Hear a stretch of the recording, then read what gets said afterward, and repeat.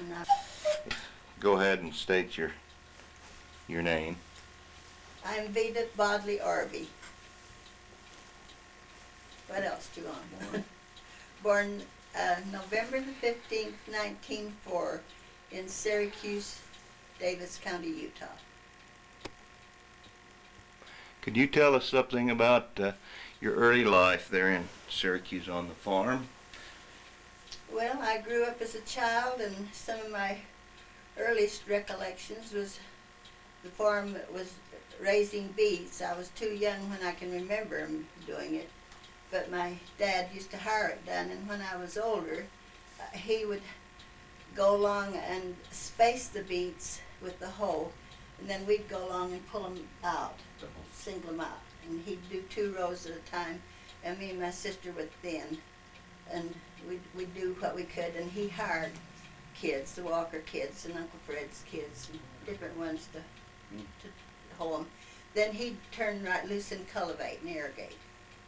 And he put up lots of hay, not too much grain. But he kept all these horses there, and you had to be pretty much self-sufficient. You raised your own chickens, and we fed chickens and packed water to them and to the pigs, and fed little calves and all that sort of thing.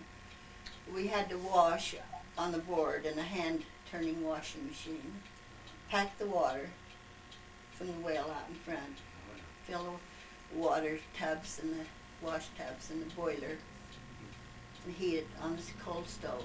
We had to have wood cut. I never could cut wood, and Dad always cut a pile every morning, enough to do us for the day if we didn't have coal. But in the summertime, we liked to burn wood. It was quicker and cooler. You didn't have to heat up the house as bad as you did with coal. Did your mother bake a lot of bread? Tons of it. Just tons of bread. My mother did. She'd bake at least 3 times a week, 6 loaves in a big long tin. And you never seen such beautiful golden loaves as my mother turned out. One time I was very small, but I can remember she baked bread for 2 days, one batch right after the other, and furnished, that was her assignment, and she furnished all the bread for the ward reunion, homemade bread. You couldn't buy bread in those days. They didn't make it in the country, and she was considered one of the town's best bread makers, and she made all the bread. You're talking about the ward reunion. Is this in conjunction with conference you'd have, or? No, just a ward reunion.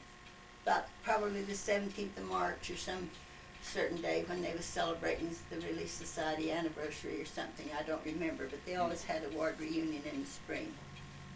And everybody got together and had dinner and a program and visited.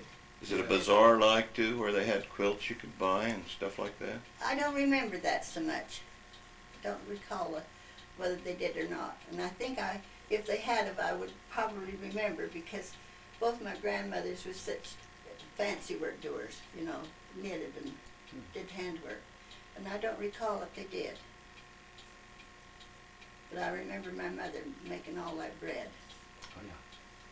Just sheets of it. She baked bread one batch right after the other, and baked it and furnished all the bread for the reunion. How'd your father put up hay back then? With a mowing machine pulled by the team, and then raked it with I raked it when I got big enough to run the rake. I raked the hay. You have a barn or a derrick? In the early days, they just stacked it. You didn't have a barn. You had a stable and horses and then a stack of hay. But later, I can recall when they built the barn, and then they had a pulley thing that they stacked it up, pulled it up off of the load into the barn and dropped it down and stacked it in the barn. I remember that. Yes. And that old barn was there for years and years. Kids used to get up in there. Delmer and all those kids up there used to come down and get up in the barn and rob the pigeon nests, and and Dad would have them get up in there and tear them down because they'd mess all over the hay and the horses wouldn't eat it. Oh, yeah. So they'd get up and tear the bird nest down. Hmm. They'd have a ball out there robbing the pigeons. They would. The pigeons just flocked there. building the barn where you didn't have to have pigeons, they come. They came. I don't know, it's quite a thing. Maybe you could tell us a little bit about your grandfather, Bodily. I understand he was the second family to move into that part of Syracuse. Maybe you can tell us about some of your recollections and maybe some stories you've heard your parents tell you.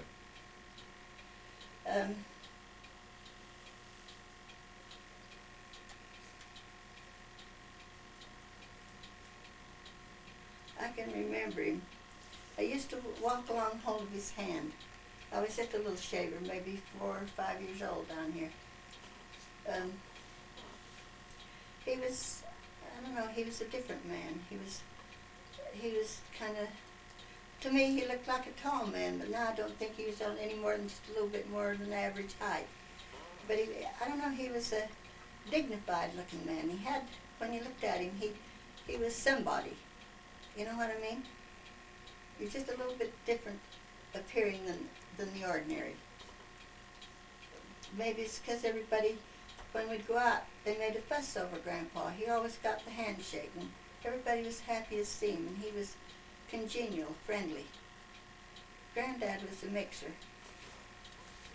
Yeah, I don't know, I sure did like Grandpa.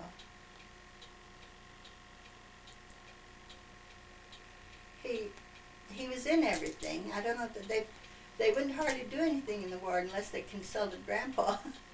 They seemed as though they had to have his A-OK. I see.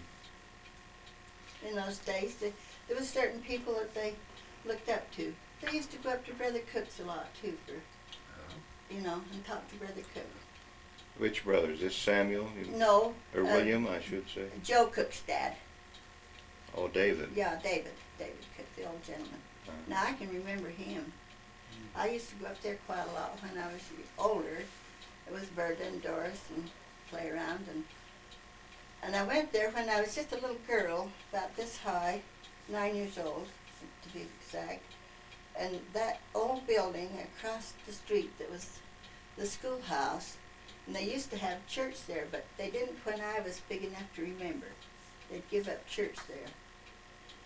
But they had primary there.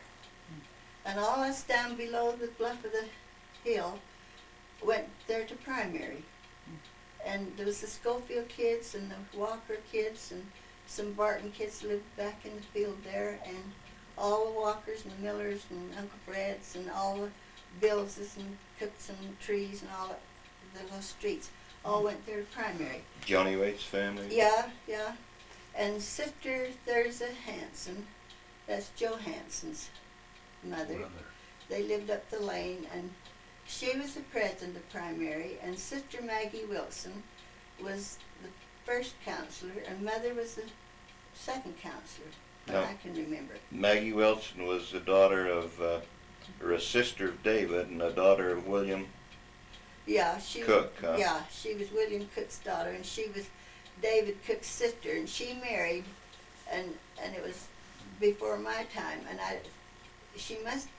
they must have went up in Idaho, and I don't know how she got up there, anything about that, but she married and had a little girl, if I remember right, and he died and she died, both of them, and I think it was a smallpox or communicable disease or something that took them both. I'm not sure, but she came back down to Cook's and made her home there with her father and mother, and then one of the first things I can remember is when Joe Cook's mother died, and they called her Aunt Rye, and she was my first Sunday school teacher, and I just thought the world of her, because I was scared to leave Dad and Mother, I guess, to go to the class, but she was my teacher, and I just thought so much of her, and she made a fuss over me, and that's one of my very first recollections is every afternoon, I guess, we'd take a nap, we kids, and I remember coming out in the dooryard after I'd had my nap, and Mother was sitting out in the back doing something, I don't know, preparing vegetables or what time of year it was, but anyway, she and Dad were talking, and he'd been up the street on a horse, and come back, and he told her. And then she told me, and Mother was upset, and she may have been crying, I don't remember. But she told me that Sister Cook was dead. And that upset me terrible, and I was only just a little child. And when she died, if Sister Wilson was there, I don't remember if she was there then or not, but that's the first recollection I have of the Cooks, was when Aunt Rye died. And then Aunt Maggie was, if she wasn't there then she came, but she was living with her parents. Well, after she died, the older Cooks kids they lived up there in a 2-room house just north of where the old Cook place is now, just up on the corner on that road that goes down to Payne's. Do you know where I mean? You go north and then there's a road that cuts through there, and it used to go down to Uncle Larson's. Yeah, He had, Yes. yeah, half a mile road yeah. there. Yeah. And they lived right there in that corner. Oh. Brother David Cook and Aunt Rye and their kids, Mm. and the older ones, and of course Joe was the youngest one, so all they was up there. And I don't know if, I kind of think Elma might have been married, but I could be wrong about that too. But anyway, they lived there, and one by one they grew up and got married, and later on they moved down in, the ones that was left moved down in, and Brother Cook, Verda's dad and Joe's dad, moved down in. As the old people kind of died off, they had to move down in and take care of them. Oh, yeah. And Aunt Maggie Wilson came from wherever. She came from, I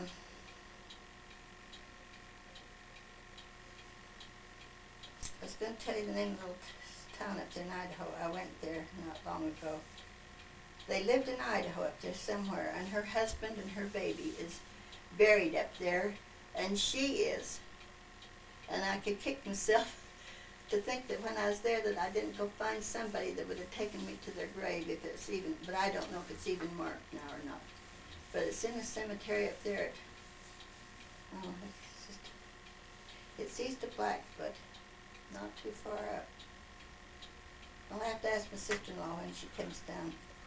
But anyway, I remember that. And then Aunt Maggie, we called her, she was president or first counselor, and Sister Hanson was the president. Mother was the second counselor. So anyway, I got to be around 9 years old, and Sister Aunt Maggie was my primary teacher. And she started wanting us to learn to do handcrafts and things. And she was showing us tatting and that.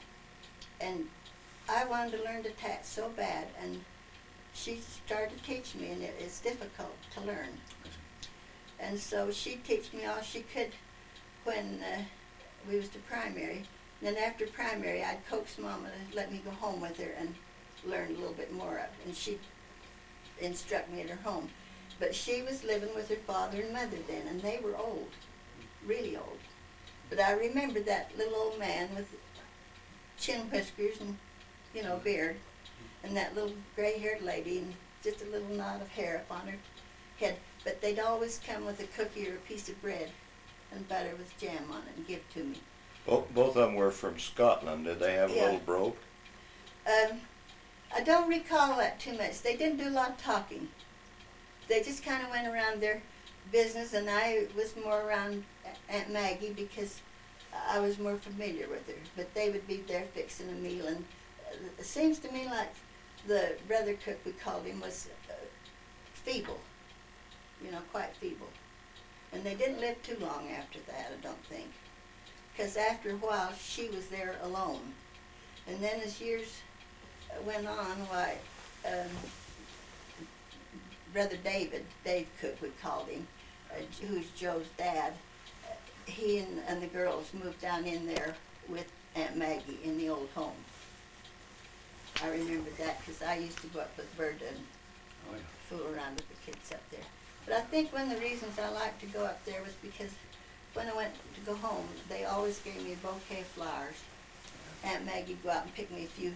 They had an orchard there and fruit trees. And she'd give you apples, or they'd give you fruit off the tree to eat.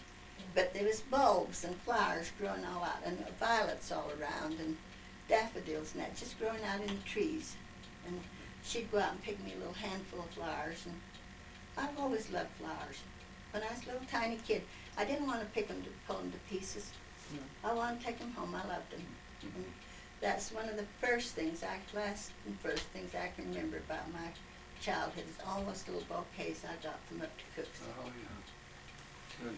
Getting back to your grandfather Bodley, you mentioned at an earlier date about his first home. Could you tell us something about that? It was a kind of adobe type thing, or log, and they moved that from down in front of where Kerrs are now, up to where the old house was there on the corner, and built around it. Used it as a granary or part No, of the they house? just used it as the back room. On the back, they made kind of a lean-to out of it, and the big part of the house was built around that lean-to part.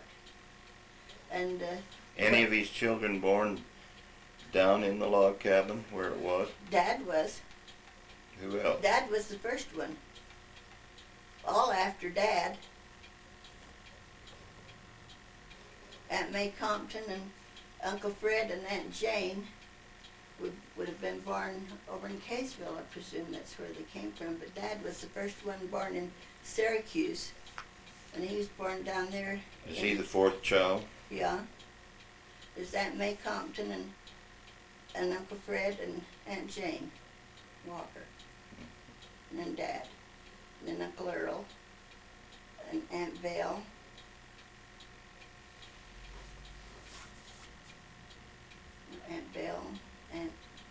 Aunt Belle and Uncle Rob and Aunt Cora and Aunt Pearl. Jane Walker, who did she marry? Homer. Homer Walker. Do you remember Homer? Do you remember Homer? Yeah. Yes. Yeah, Homer. Okay, tell us what you can remember about your grandparents on the Stoker side. Your mother was a Stoker. Well, see, grandfather was dead before I was ever born. My mother was 13 when he died, and so none of us got to see him. She was, grandmother was left a widow at 36 with 9 kids and pregnant with Uncle Elmer. And never seen my grandfather Stoker. Wasn't she a midwife or? Grandmother? Yeah. Yeah, in a way. She didn't do it like Aunt Esther Sessions did, who was her sister, half-sister. But she attended when I was born, when all the kids was born. Mother never had a doctor, and none of the family had doctors till Jim. Catherine and Jim was the only ones Mother ever had a doctor with. It was always Aunt Esther and Yeah. Grandmother there. Yeah. It seems like I've heard that she always had a buggy and a horse and one of her kids ready to drive her in the middle of the night any place because of sickness. Is this true? That's true. And one time she got, they woke her up in the night, and Mother had to get up and go out. And I guess it was probably, I don't know, it was for whether Mother was married or while Dad was on his mission. She stayed there with Grandmother. But Mother had to get up and go out and hitch up the horse and buggy and take her, and they went clear down in the bottoms down there, we call it the bottoms, down to Criddles. And she went down and helped to birth, I guess it'd be Viola, or one of the kids down there.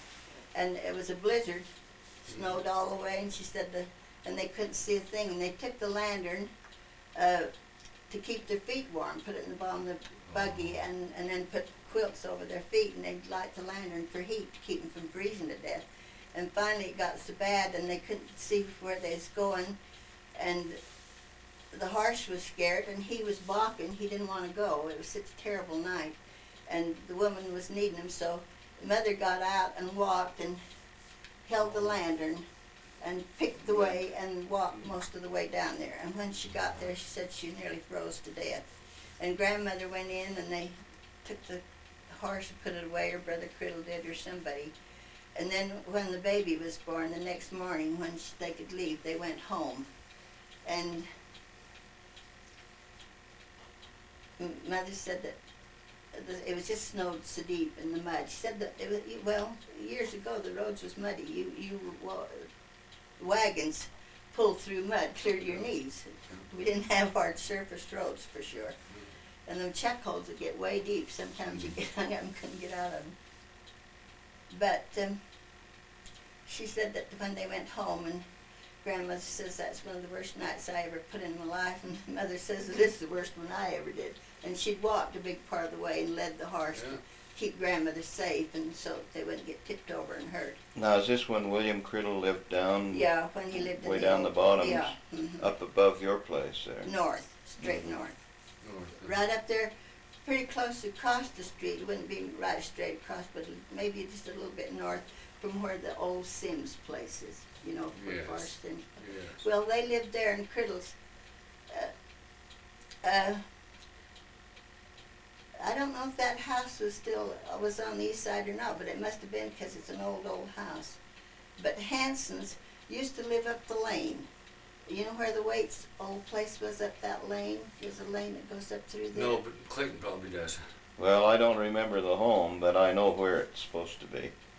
It's up where Ken Hammond's yeah, it's where those horses people, are. those horses. Oh, yeah. And up in there on one side was the Waits' place, John Waits, and then just across and maybe down a little bit was a smaller 2 or 3 room house, and the Hansons lived there. What was his first name? Charlie. Charlie Hanson. Charlie Hanson. That's Joe and Ernest and Their dad. who's some of the girls?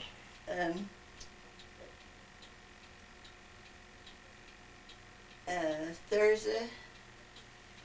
There was Thursday, and there was one named, her name was Elizabeth, and they called her Libby, and she married Alma Wright, and they lived down in Sandy. They settled down there. And years after I left there even, her son came up and lived with Ida and Forrest Sims. And let's see, she named him after my brother Ross, and his name was Ross Wright. I remember Ross Wright. Well, his mother was Libby Hanson, Okay. that married her Wright. All right. And they lived up that lane. And then years later, the Hansons moved down, and I don't know, I guess the house was there for a long while because of Bluette Sandoz that married Mark Wadham. Do you remember him? Mm-hmm. You bet. Well, they lived in the old house up the lane. Yeah. And then Ida and Forrest lived in the old house where the Hansons later lived. Later. Now they had... Well, Ida was a Hanson, right? Yeah, she was Hanson's daughter. They had Libby and Thursday and Ida. Okay. And they had a son named Frank, and there was Joe that married Deanie Thurgood. Good. And there was a son named Ernest.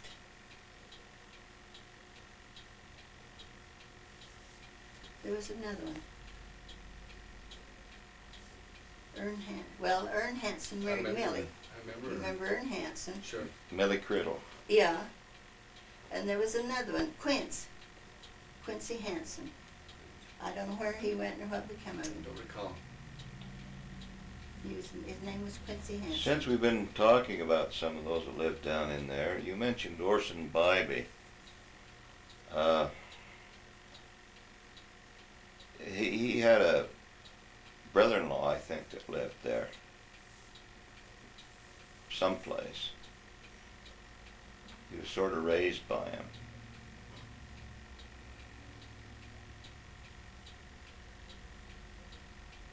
Brother-in-law. Well, Uncle Orson. The name was Vaughn. Oh. Well, one of his sisters married a Vaughn, and they lived in West Ogden. But they were living in Syracuse at one time, according to the census. I don't recall. Here's a story that my brother Bill talks about Orson Myby, that grandmother Stoker, Kate Stoker, I don't know what happened, whether she was helping or something, but she was supposed to have nursed him in his real young life. You ever heard that story? No. Bill says something's in the back of his mind. He can't remember what it was. You were talking about Gil Parker. Let's go over in that area for a little while. What do you remember about the Parkers and the Mannings? I don't remember anything about the Parkers much, only just Mother talking about them. She worked for them. She did housework. Oh. And when Dad was on his mission, that's one way she had to help him support him on the mission. Her and Dad was only married a few months, and then he got called on a mission. And there was he and Sam Cook and Bishop Arnold Miller and Dad. All went to southern states. Yeah, and Arnold Miller and Sam Cook and Dad and Fred Walker. Now that's Golda Williams's and Maddie's brother that lived in Really? town. Hmm.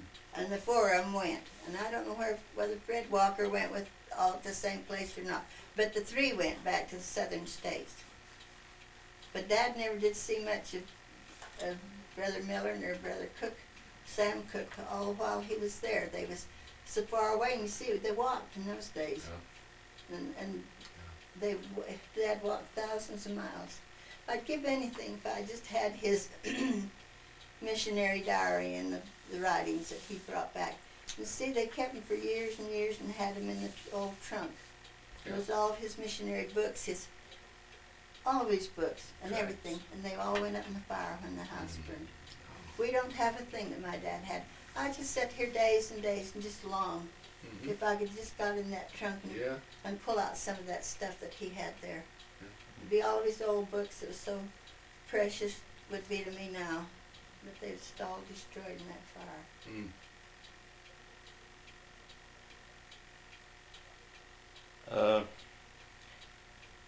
You mentioned something about you can recollect going down and to a fruit farm and picking pears with your mother when you was a little girl. Well, I was down there just north of Joe Simpson's. You know, Yeah. that, I guess, is it Joe lives there now? Joe is Joe lives there. there. Wheel Well, house. it was just north of there. Where they live now was that old pavilion. But that wasn't there too many years after I was little. Now I can remember, and it must have been there, I can remember that old thing being there for quite some time. And they used to, must have been taken there to a dance. I can remember laying on a seat or a bench or something, wrapped in a black shawl. And my mother, when I was born, you know how everybody get what they can, and they didn't make shawls then, but it was a beautiful big black shawl, and it was probably a yard and a half square or something, because they'd fold them corner to corner and then wrap you in it. It had fringe on about that wide. And every one of us kids down so far got that shawl. But I can remember laying on a bench and being wrapped in that shawl, and I can sort of remember music. But I figured they must have took me and went to a dance there, because they danced there.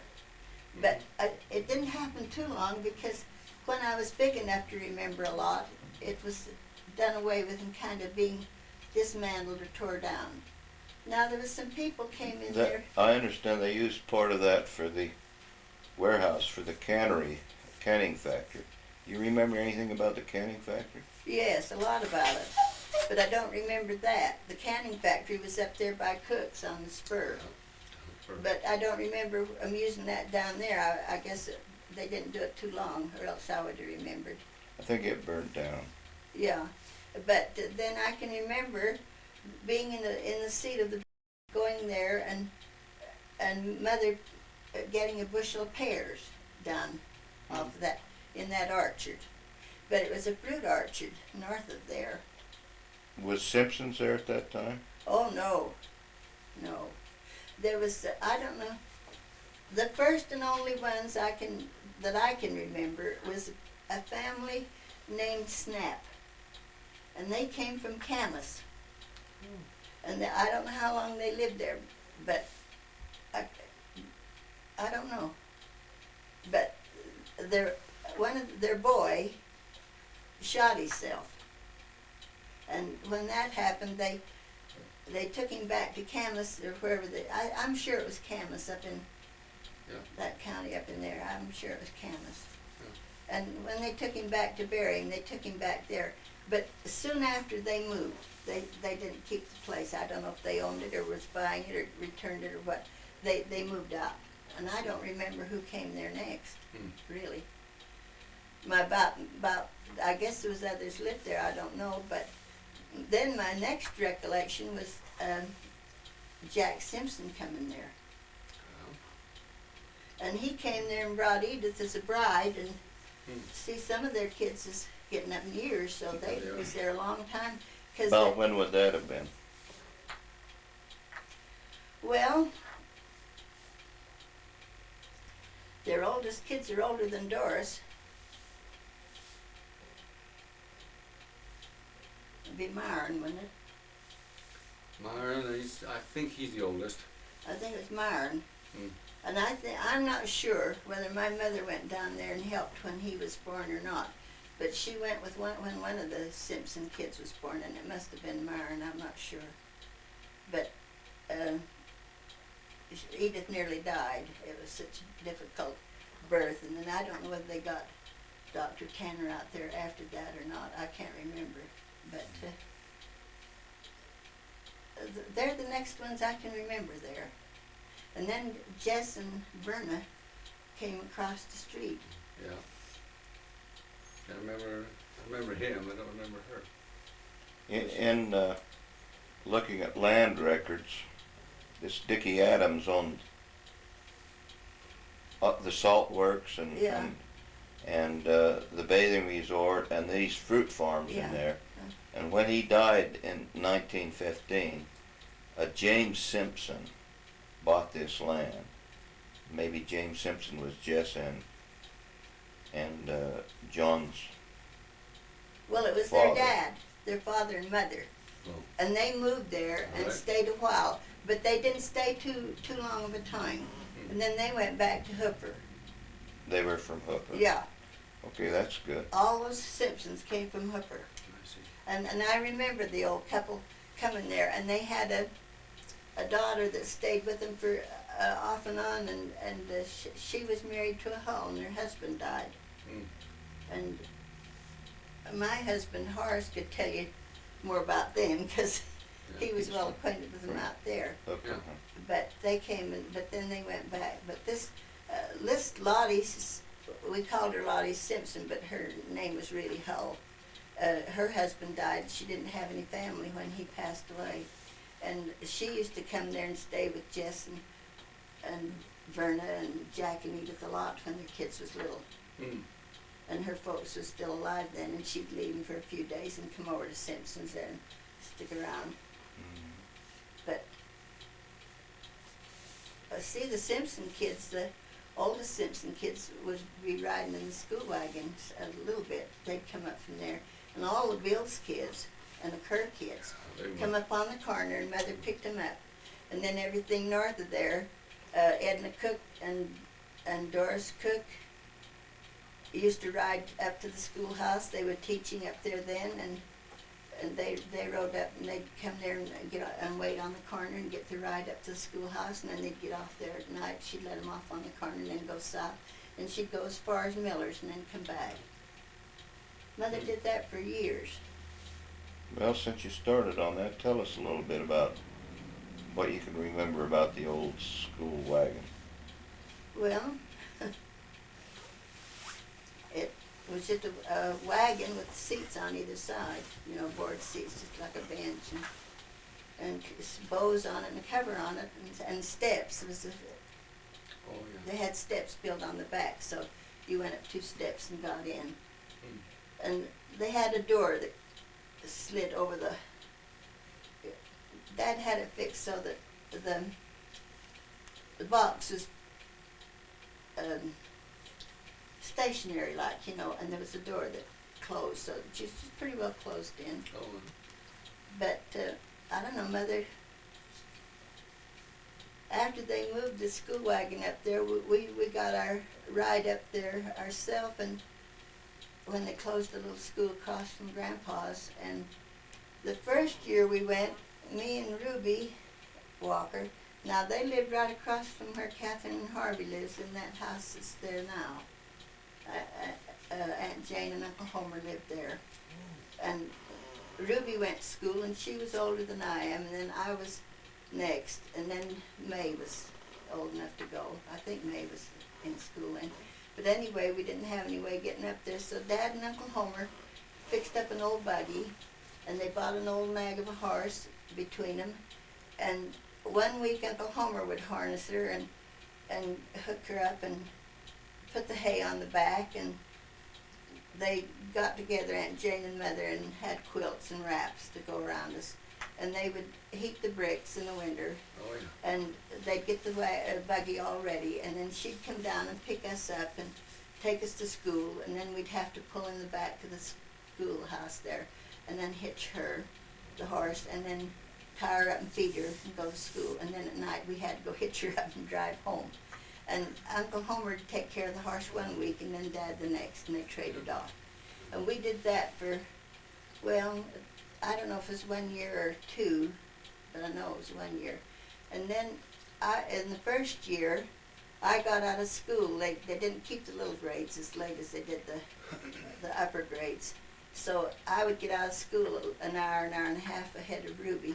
So I'd go down to Aunt Martha Fisher's, and you know where that place is there, just below the Wiggle place, that brick house. Oh, yes. That's the old Fisher place. That's Fisher, where Aunt okay. Martha Oh, and Uncle Horton lived. Horton. And Elma was my age, a little bit younger. And after school, we'd go down there. When I got out, we'd go down there and stay. And Aunt Martha always had something for us to eat. And we'd wait there till Ruby came. And then she'd pick me up and we'd go home. I did that for a year or so. And then, I don't know, it's just more kids going and one thing and another. And I don't know who instigated the school wagon, but they started it. And it started out with Uncle Fred driving, his kids driving the school wagon. Yeah. But there was his kids and the Walker kids, and I don't know whether the Miller kids was down there then or not. Singer Millers used to live up there north, just across where Catherine lives, in that old house, and then they moved to Idaho. And then later on they came back after the old folks died. Hmm. But the kids, the Seymour older than Arnold? yeah. He's the oldest, probably. Well, there was some even older than him. There was Will Miller and Lyman Miller and Seymour and Arnold and a lot of girls. There was Maud Cook and Eva Walker and Hattie Moore and Aunt Teeny, and there was a big family of Millers. Mm. And see, we was pretty near double relation to them. Uncle Fred married Aunt Teeny, and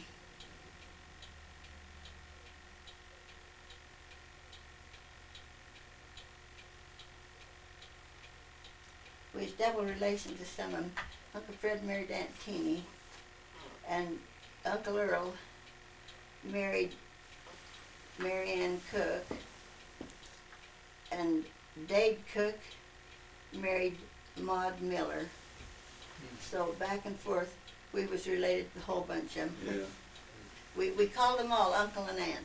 Mm. It wasn't Mr. and Mr. or brother and sister. It was Aunt Maud and Aunt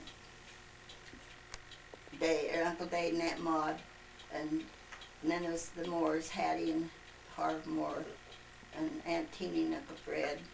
They was all our aunts. Didn't make any difference. Yeah. It was just family. I see. You know, kids nowadays, bus drivers have a rough time with them. Did your mother have any Oh problems? yeah, she had some she had to sit down on. But they didn't do too much out of the way. She was good, but she was strict. A few times she'd have to get out and stop and make one get out and walk home or something Oh, to yeah. get that cutting up. Yeah. But as a rule, we got along pretty good. Oh, wasn't there some walkers? Well, Eve Walker's kids lived over there. There was Dave and Charlie and Cease lived over there in the old Walker place. Did they ride the Yeah. wagon? Mm-hmm.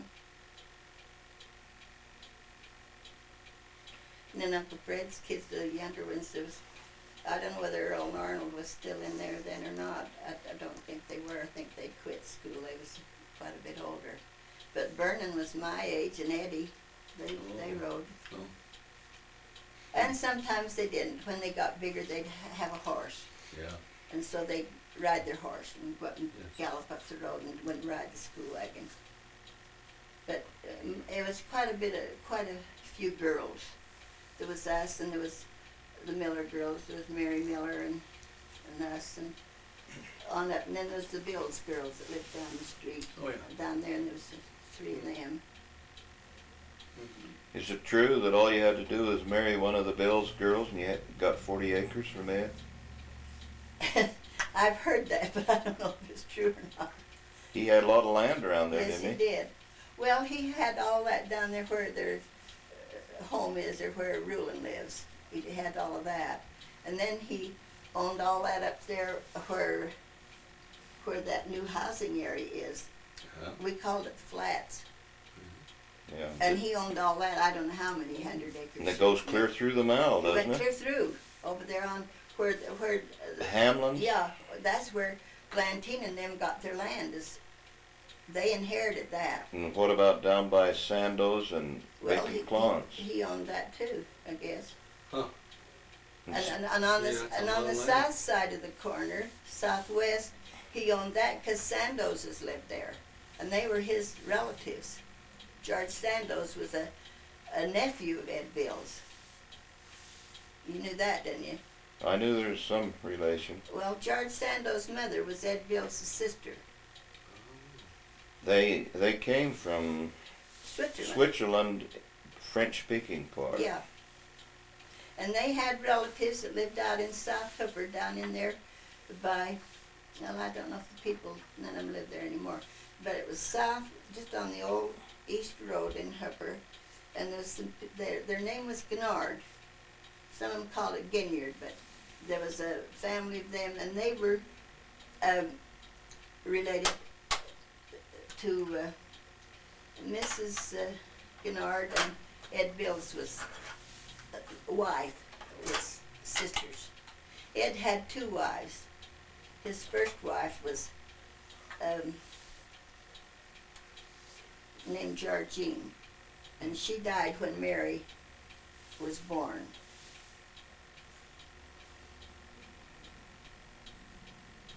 Mary Bills. And then she died. You wouldn't remember her. No. No, I know a Mary Bills, but that's Rulin's Les wife. Rulin's wife. She was a Hamlin. But the Mary Bills I knew, there was Mary and Georgine. Now Georgine married George Sandoz, Yeah.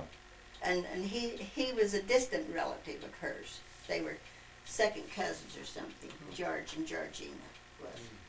But the first Mrs. Bills was named Georgine, and then she died when well, I guess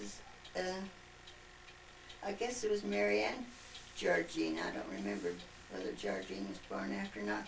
But Mary was left without a mother, and my grandmother Bodily raised her for a long while. She was just left a baby, and grandmother Bodily took her and kept her for a long while.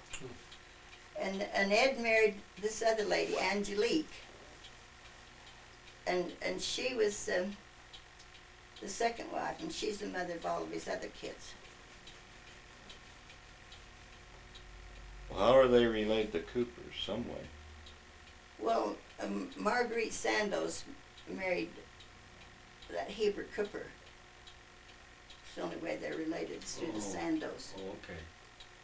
You remember Marguerite, don't you? Yes. She was George Sandos' oldest sister. There was Oldest sister. Marguerite and George and Bluette. Okay. Now, Bluette married, Mark Whittam, or Whittam, or Whittam. Whittam. she was a Santos, or a Bills. Bluette, she was a Sandos. Okay. Well, you've talked about all of them around there except Kerrs. Well, the curse was there as long as I can remember. But there was a lot of them dead. I could remember old Grandpa Kerr, Jack Senior's dad, old Grandpa Kerr. I remember him very well.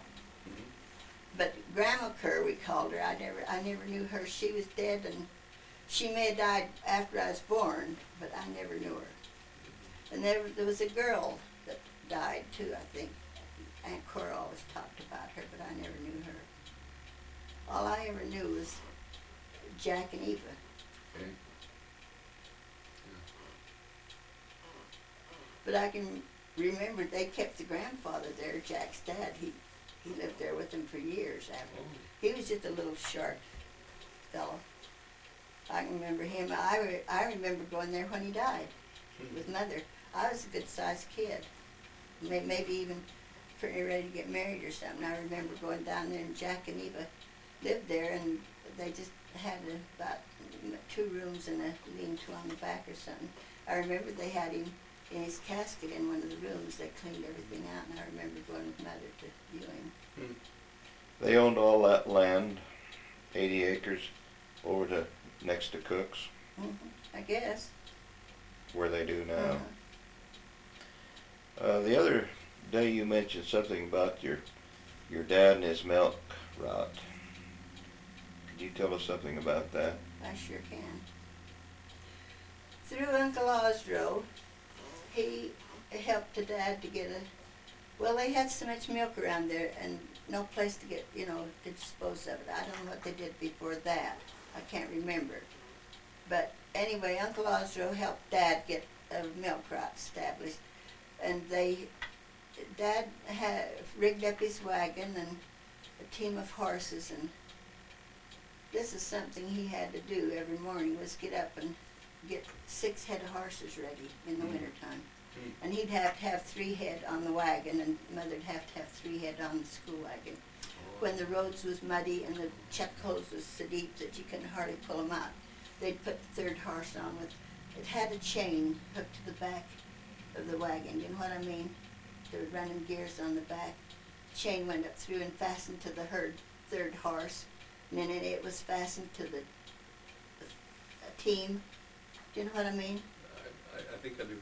Yeah. It was to pull, give him, so it didn't, Extra pull. yeah, extra pull. Mhm. And Mother'd have to have the 3rd horse a lot of times, and he did. And when the roads was full of chuck holes and icy and snow and no hard roads, it was dirt, It's mud.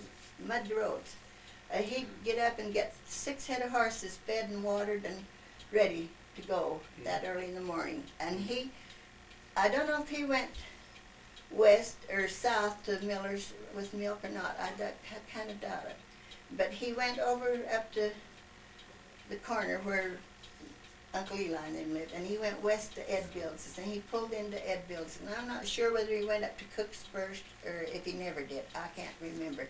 But he went west and he went into Edville's, and he loaded up cans and cans of milk there. And everyone had to milk and strain it and put it in cans and cool it and have it ready. And the cans were numbered, and he'd load them on, and he had a book, a tally book, and their names in a sequence. And he'd weigh the milk and put it up in and haul it. And he went from Bills's to Simpson's, and he went clear out through West Point on that road, clear to the main road that goes up through West Point now. And he picked up everybody along the road that had milk to sell. He'd stop and get their milk. And then he'd go east up through West Point, clear to the Bamberger Depot in Clearfield. And he had to meet the Bamberger train there and get that milk set on the platform by the time a certain work train went through. And it went to Salt Lake, and the milk went down to Blackman and Griffin's dairy in Salt Lake. And he weighed that milk and wrote it down and kept books on it. He did that for years. That's all the main part of our living for a long time was him running the milk wagon and Mother the school wagon. Yeah. And what they took off of the farm mainly, we had a few beets, but mainly what was took off was what hay and grain. It took that to feed the horses to run the 2 wagons. Wow. And he would get off he'd unload the milk and come down, and when he'd get to grandmother's, if Mother'd happen to go up there after she'd unload the kids in the morning, instead of going home, she'd go up to grandmother's and they'd fix dinner, and Dad would stop and she'd say, I'm going to Mother's tomorrow to make quilts or braid rugs or something. Stop, we'll have dinner. And How's this grandmother Stoker? yeah, and they'd have a nice hot dinner, and Dad'd go in and eat, and he'd pull in, and he always kept some hay there, and Uncle Ozra did too. And he'd feed his horse and he'd eat his dinner, and then he'd go on home and she'd stay till time to get the kids, and then she'd go pick up the school kids. And a lot of times he'd stop and eat his dinner, but if Mother wasn't going to be there, he didn't stop unless to see how grandmother was later years. But he'd go on down. But in the winter when it was cold, he'd have a sleigh, runners that if the snow was deep in that, he'd take the sleigh and he'd get out and run. He'd fasten the lines and then he'd get out and run behind and keep himself warm, and he'd beat his arms against him. But when the weather wasn't too bad, you could hear Dad coming way off up through the country. He was singing. Oh, is that right? He sang. Dad had one of the most beautiful voices you ever heard, and he sang. Did he sing in church? He never did, but he just had a beautiful voice, and he knew all the old church hymns. He learned them, I guess, when he's on his mission and that, and he'd sang them, and he'd be riding down there. And when Dad died, when they had his funerals, I can't remember who mentioned it, but he said he could remember Dad. He says, I'll always remember him coming down over the bluff, and he'd be out beating his arms or running, or if he wasn't, he'd be riding it. But you could hear him singing, "Count your blessings, name them one by one." Yeah. He just loved that song. He sang a lot. Dad had a beautiful voice. But May and I used to sing. We seldom had a night in our home ward when we was young. We was in West Layton, we was in Layton, we was in Kaysville, we went to Clearfield, we went to West Point, we went out to Hooper wards. We seldom had a night home. I remember going over to West Layton one night and it snowed like the dickens. We went over there to sing in the ward. We used to take Laura Walker with us a lot to accompany us. And then there was a distant relative over there, Nora Phillips, that lived there in West Layton. So if we didn't have an accompanist, we'd get her to play for us. But we sang duets all the time. Good. Now, you had automobiles by this time? Or No, horse and buggy. Horse and buggy. Horse and buggy. Dad, we didn't many people have cars, but we did. Dad had got a car just, maybe 2 or 3 years before I got married. Did he ever get a truck for his milk route? No, He was through by then. he was done with This milk. must have been about the time Clyde Hanson took over, maybe. Must have been.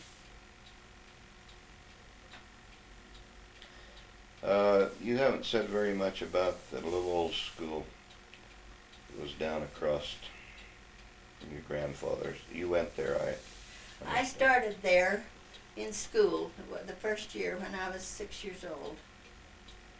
But I don't know whether I think I would probably been around 7, because my birthday's in November, and I wouldn't have turned 6 till November. So I think I might have been 7. I don't know. But anyway, I started the school, and I went there for about 6 weeks in the fall. And the seats was big. They didn't have these little cute seats like they used to have when you kids was in first grade, and the desk And so it was a great big seat, and chin barely come to the top of it to see the right. And I remember them giving me some little bitsy pegs about so long, colored pegs. And they'd draw you a picture on a piece of paper, or else they'd take chalk and make an apple or something, and she'd say, cover this, show you know what to outline it, and you know, just give you something to do. All the grades went there. I don't know how many, but there was big kids and little ones, mostly big ones. And I was just one little one. Single room. Yeah, just one room and a big pot-bellied stove in the back. Hmm. Chimney went up through the smoke. The pipe went up through the ceiling. Coats hung on the hooks along the back of the wall, and there was a table with a bucket of water and a dipper. Hmm. And she had a desk up in front, and there was just a blackboard up in front. And windows, 3 windows on each side, big, you know, windows. Oh, yeah. Nothing on the floor, just plain board floors, boards that wide, cracks all down through. You ever get your pigtails dunked in ink or? No, not there. I didn't go there long. This was going to tell you. I was sitting in front of a kid, and his name was Alvin Barton. Now, they lived up there across from Schofield's and back in a ways, and they moved away. You know where Don Schofield's old place was? Yeah. Well, then just back in the field a ways, kind of set kind of back in, you know, not right close to the road, was a family of Bartons, and his name was Frank. Hmm. And let's see, Frank and Lucy Barton. And they had big kids, and Alvin was older than I was, maybe a few months or a year. And then there was the youngest boy was Clyde, but there was older than that. There was, I'll tell you who they was, the Seymour Miller's wife, Clara. Do you know young Seymour? He's dead now, I guess. You know Clara Miller? No. Darv no. Miller? I know Darv. Their, Darv was my age. Their mother, Clara Miller, was a Barton. Barton, okay.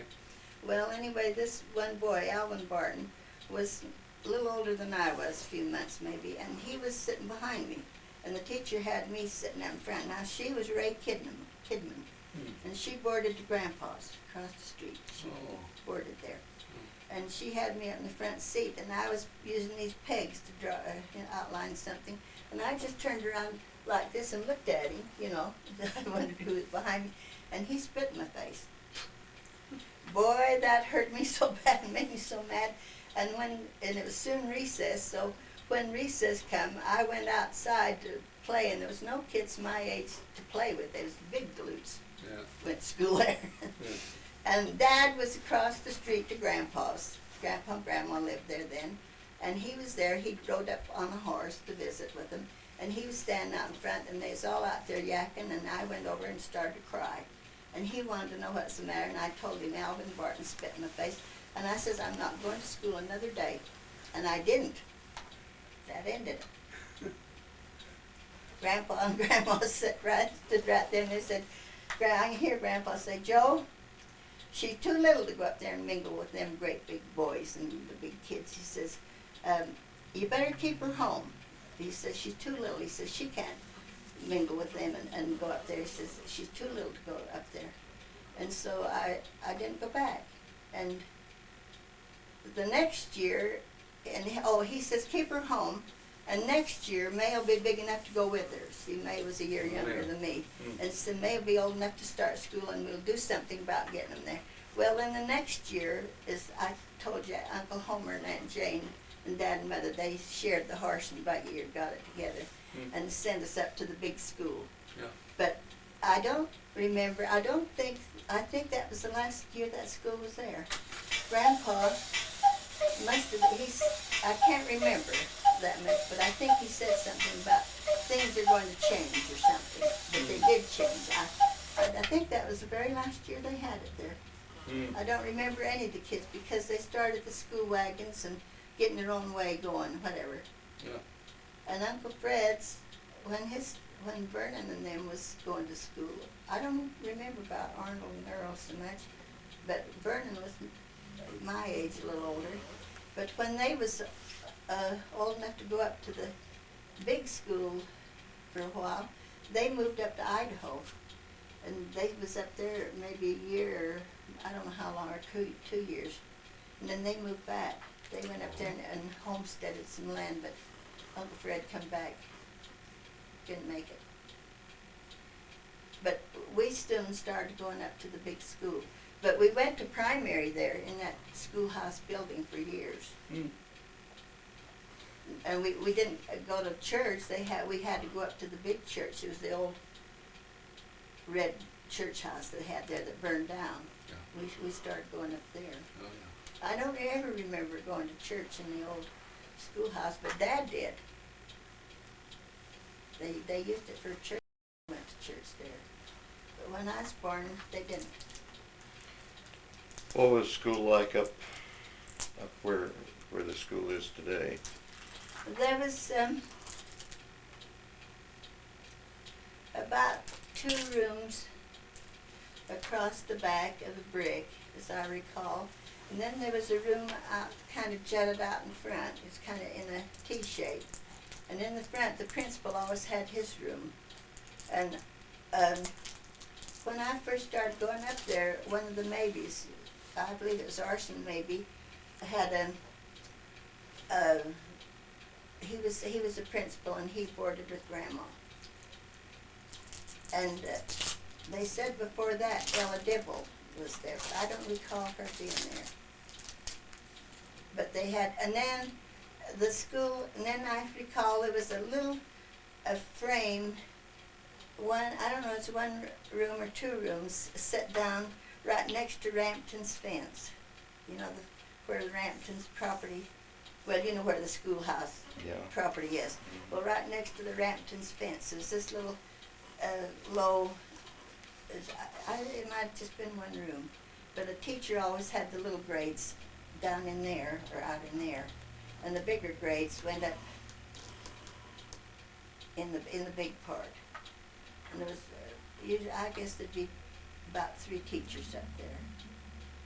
I can remember. Was Art Anderson there at this time? No. When I first went there, Orson maybe was the principal, and I don't remember who else was up there. There was a lady teacher that Portia was very fond of, and in the 1st grade, and I can't remember who the 2nd grade teacher was. And I went and... Was Edna up there then? No.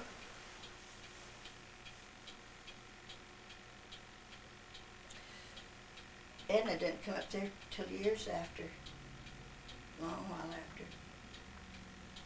after. My first teacher up there was a lady, and she was, I think her name was Miss Funk. And that was in the first, let's see, went into 1st grade, and then I skipped the 2nd grade. I guess it's too old or something. They said I didn't need to take 2nd grade, and they put me right into 3rd grade. And Miss Cleo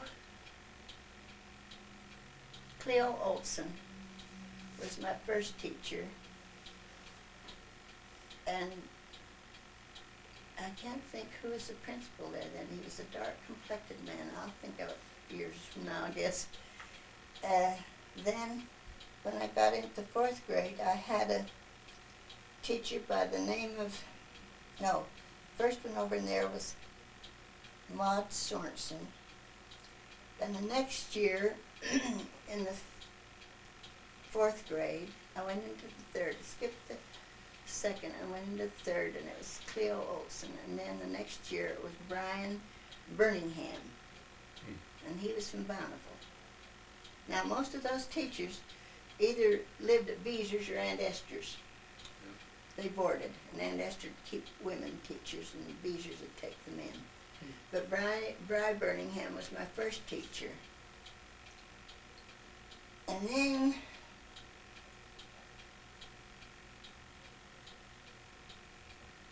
I guess Art Anderson must have come in principal then.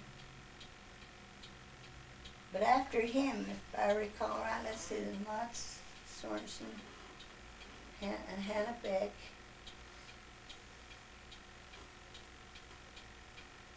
Fry Birmingham. And then there was Owen Anderson, Mhm. and he taught me in the 6th grade. And then I went into the 7th, and I guess I was in the 7th and 8th with Art Anderson. He was there then. But he was there earlier than that, but I wasn't old enough to be in his grade. But when I got old enough, then I was into arts class. But they had added on to the schoolhouse in the meantime. They put 2 or 3 more rooms on. And then from there you went to the North Davis Yeah, High up on the School. corner. Tell us a little bit about that, what you can remember. Well, it was a 3-room building, 2 rooms across the front, and blackboards and seats and what have you. And then on the back that went north was a big room, and on the west of it, I think kind of a lean-to thing, or separated anyway, was a manual training room where they taught the boys carpenter work, manual training. And on this side was,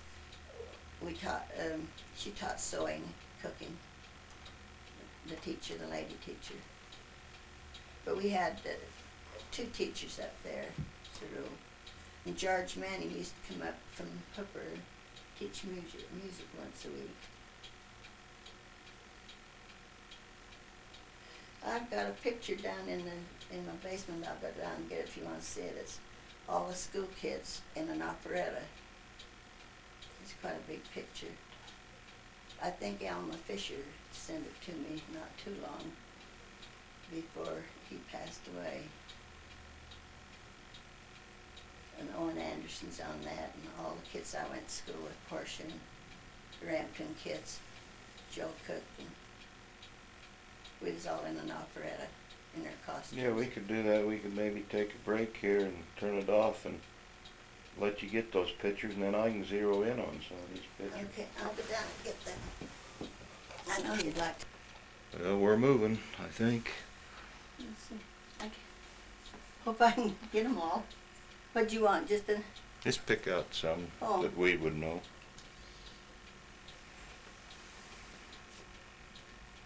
When do you want me to start? Anytime. Oh. No. This is Portia Holt Douglas. George Manning, the instructor. Veda Bodily Arve. Virginia Fisher. Joe Cook. Ada Mitchell. Darrell Bybee. And this is Ada, and this was Laverne. This is Bessie Patterson. This is Fred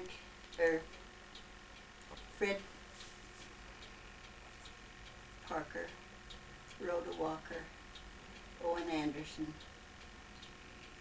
Emily Smith, Ivy Walker, Ella Childs, Louise Miller, Steve, Ruth Walker, Jim Rampton, Orlin Olson, Alma Fisher, Henry Rampton, Letha Stoker, Emily Smith, Dorothy Varney, and Thelma Wilcox. And that's about all. My father and mother, Joseph and Charlotte Bodley. Jim, the youngest one in front, and Howard, the oldest living son, on the dad's left. Veda on the right, top. May, the second daughter. Doris, the third one, and Catherine Peterson, the fourth. Okay, we've sure enjoyed being with you this day.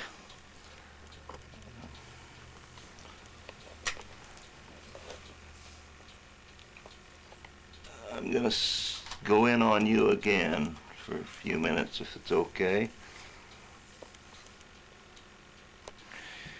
Is there anything that we haven't covered?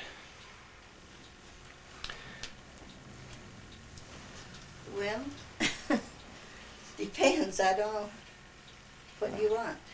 Well, I was just thinking if, I've been asking all the questions and Darrell hasn't asked I very haven't many. asked much. You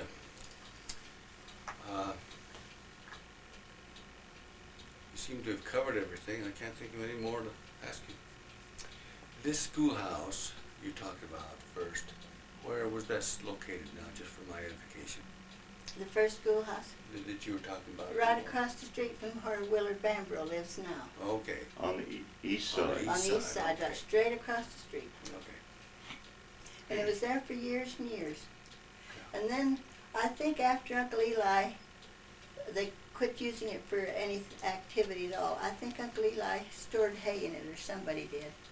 More like a barn, like just for hay storage or something. But I don't know what happened to it, whether they burned it down or tore it down, but it disappeared. Now that old house, maybe you don't want to know this, do you? Hmm? That old house across the street from where Catherine and Harvey's place is down there. You know, it's an old house right We across call the that street. Vernon.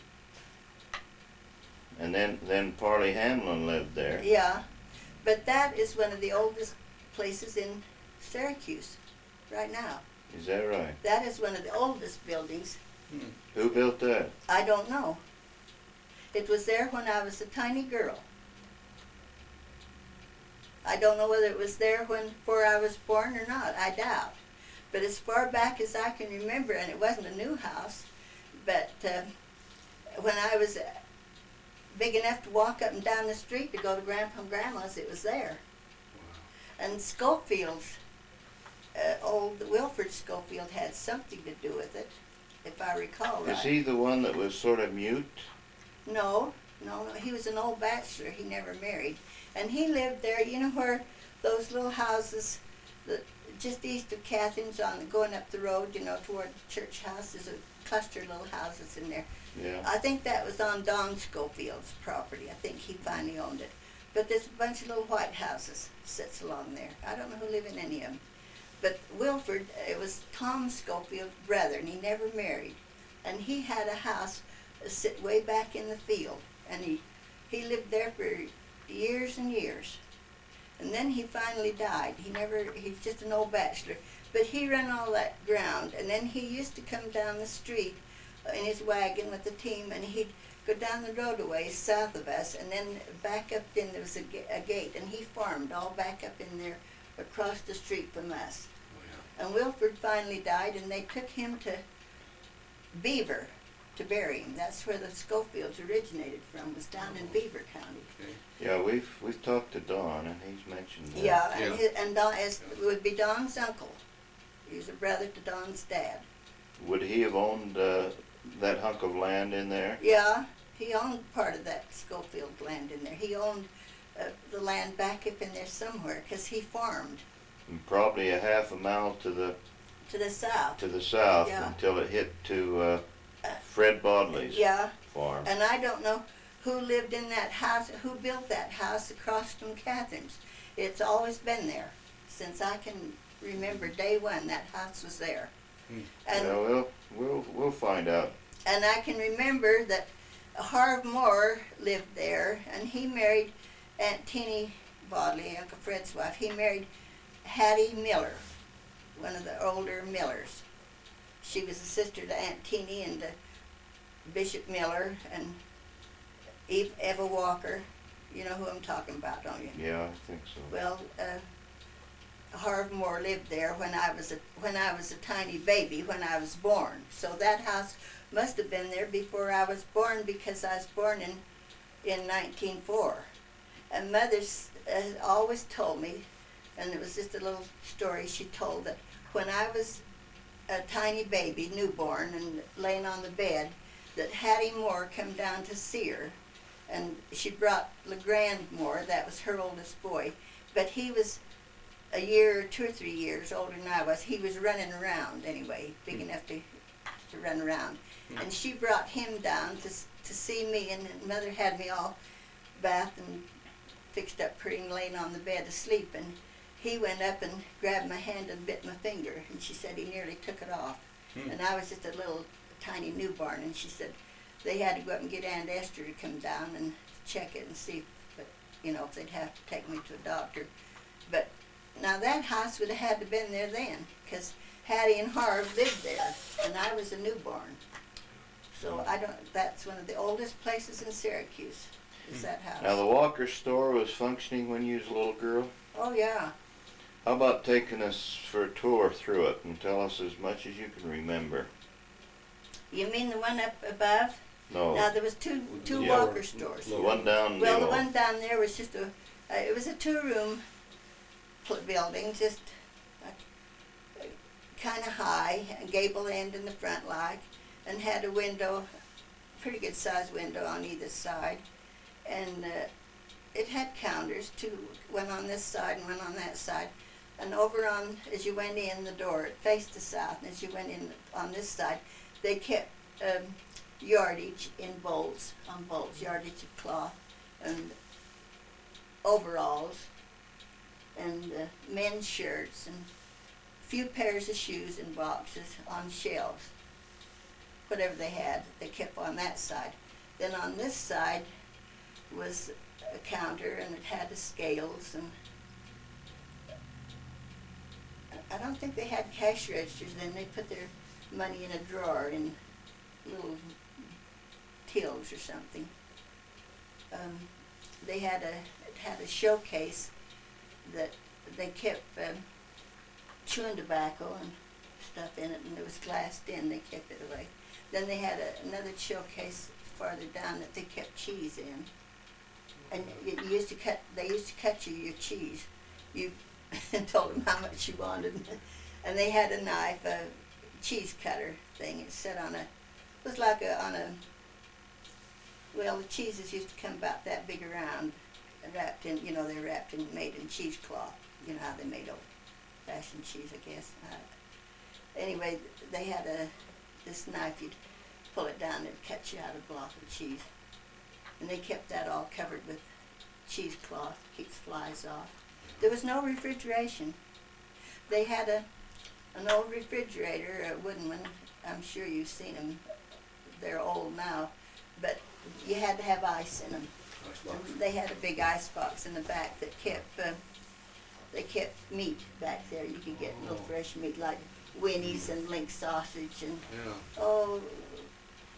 maybe, I don't remember I guess we got a little hamburger then, I don't know.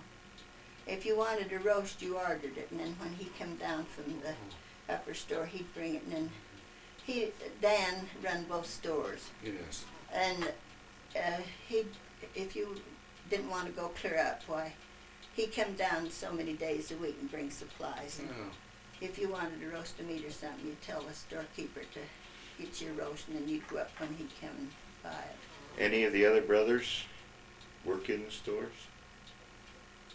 Well, none of Dan's brothers did. It was just him and his family mainly. He hired more help than he had family to run it. See, Dan didn't have any boys till Ralph. And he was way down the line. Yeah.